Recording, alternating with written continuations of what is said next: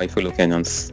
I'm Elvis Sunday, an advisor to the government, and I bring you a memorandum from the Office of the President, His Excellency Dr. Samoei William Ruto.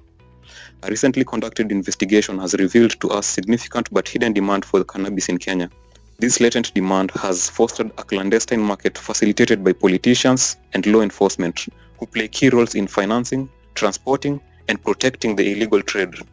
The findings expose a deeply entrenched network of smuggling and corruption, including in our government, implicating influential figures alongside ordinary citizens in circumventing Kenyan laws. After great debate and consideration, the government of Kenya has proposed the Cannabis Opportunity Bill 2025 that will be tabled in the Senate and Parliament early next year. From the reports that I have the honor to table for your consideration and debate, there is reason to be optimistic that our forward march is unstoppable. Being a farmer myself, transformation is like farming. A lot of resources are invested in plowing the land and planting the seeds, after which there is nothing to see for all the work except stretches of bare earth. Impatience might lead to anxiety and lamentation of the waste of effort in seed buried in the earth. However, after a brief wait, seedlings sprout, requiring close attention, weeding, and patient tending into the crop that will be ready for harvest. We recognize that some of you may have concerns about this shift in policy, and we respect the diversity of opinions on this matter. Our diversity is our source of power, and this moment in the history of our nation calls for radical collaboration to transcend our challenges. We do not have the luxury of magnifying our differences. It is time for all of us to pull together and usher the nation into the future of our dreams. With this in mind, I initiated extensive consultations with leaders from across all divides, public and private. Through these engagements, we resolved to reimagine unity and inclusivity and harness the full potential of our nation through bipartisanship. Let me assure you that the government has taken a thoughtful and balanced approach, considering the potential risks while addressing robust safeguards to protect our communities. Before this bill comes into effect, it is crucial for every citizen to understand its implications and how it impacts their daily lives. This is not an endorsement for cannabis use. It's about responsible regulation that benefits individuals and the nation as a whole. The bill specifically addresses the possession of cannabis for personal use.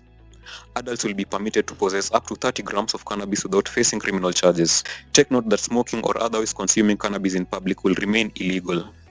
The bill acknowledges the right of individuals to cultivate cannabis on their land and permits individuals to cultivate a maximum of 5 cannabis plants on their land for personal use, but with the caveat of implementing security measures to restrict public access.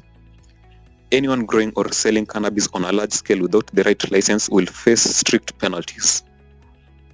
Furthermore, the bill promotes the formation of cannabis cooperative societies to empower small-scale farmers.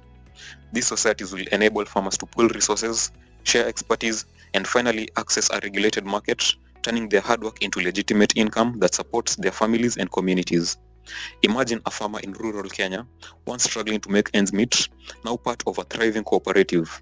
His hard work fueling legitimate economic growth and securing his family's future. And we will be working with cooperatives to make sure these interventions are expected to boost smallholder farmer earnings from Kenya shillings 300,000 to 500,000 per acre annually by the year 2027. Sale of cannabis will be exclusively through licensed retail outlets that will be subject to strict regulations. Retailers will be prohibited from selling to minors and must implement age verification procedures to verify the age of every customer. The bill pays special attention to the use of cannabis for medicinal and research purposes. It establishes guidelines for the supply and dispensing of medical cannabis products only available with a prescription from a licensed healthcare specialist and proper medical guidance. The bill also promotes research into the potential benefits and risks of cannabis use, and the Cabinet Secretary of Health, in consultation with the Attorney General, will work to increase the availability of research-grade cannabis products for scientific study. By reducing illegal trade, we aim to foster safer communities, and minimize related crimes. The funds generated by the industry will also be invested in public education campaigns, sports, and other extracurricular and community-based programs with the aim of protecting vulnerable populations, especially youth, from the potential harm or the risks of misuse.